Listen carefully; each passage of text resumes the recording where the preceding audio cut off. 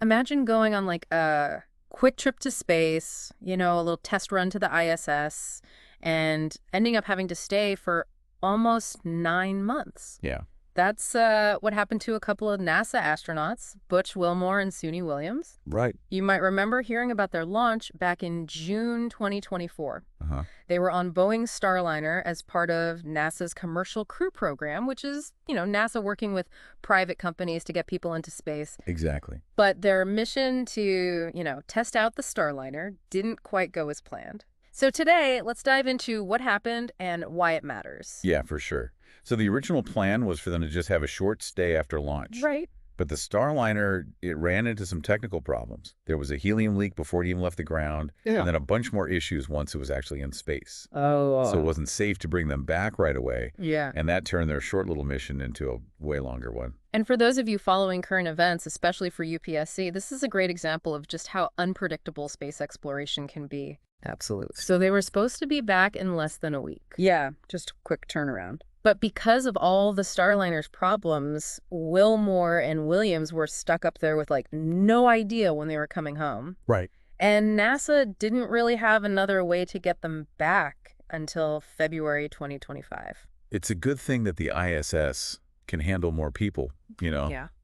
Like it can fit up to 12 astronauts. Right. So that was lucky. So they could stay up there longer without causing a crisis or anything. Makes you think about how adaptable everyone has to be in these kinds of situations. Totally. And I think what's really interesting is that the resilience it shows, not just from the astronauts themselves, Yeah. but from the whole space program. I mean, 286 days in space is a long time. That's a long time. But just to put that in perspective, the longest someone's ever been in space is 438 days. Wow. That was Valery Polyakov. That's incredible. But what makes Wilmore and Williams' experience so unique is that their long stay wasn't planned. Right. They didn't know they were going to be up there for that long. I had to just roll with it, And they did more than just wait around to come home. Oh, yeah, for sure. They actually became part of the crew on the ISS. Right. They kept doing all their science experiments, and they even helped fix some important equipment.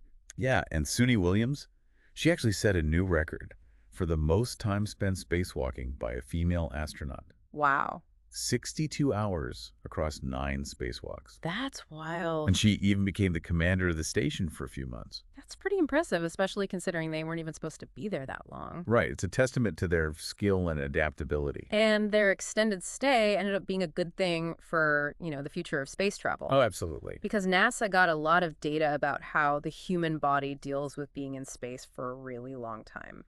Exactly. Think about it. We're talking about, muscle and bone loss, changes in brain fluids, the risks of heart problems, and the psychological effects of being isolated for so long. Right. All super important stuff. Yeah. And that kind of data is really crucial if we want to send people on even longer missions to the moon or, eventually Mars. Absolutely. That's the big goal. Yeah. So the main thing for you, the listener, to take away from this, especially if you're preparing for UPSC, is that this unexpected extension of the Starliner mission, it taught us a lot about what it takes to spend a long time in space. Yeah, what are the challenges? Right. What are the demands? Exactly. And that information is really valuable for planning those deep space missions in the future. For sure. It also makes you think, how do we prepare for the unexpected in these long-duration space missions? Yeah. What kind of backup plans do we need? And how adaptable do both the astronauts and the space programs themselves have to be? That's a really good point to consider. If you found this deep dive into the Starliner mission and all the unexpected things that happen, helpful for your UPSC prep, whether it's for mains or prelims, be sure to like and subscribe. Yeah, and leave a comment if you have any other questions. Absolutely. And just so you know, all the information we talked about today came from HT. Yep. So, yeah, thanks for listening. Thanks for joining us.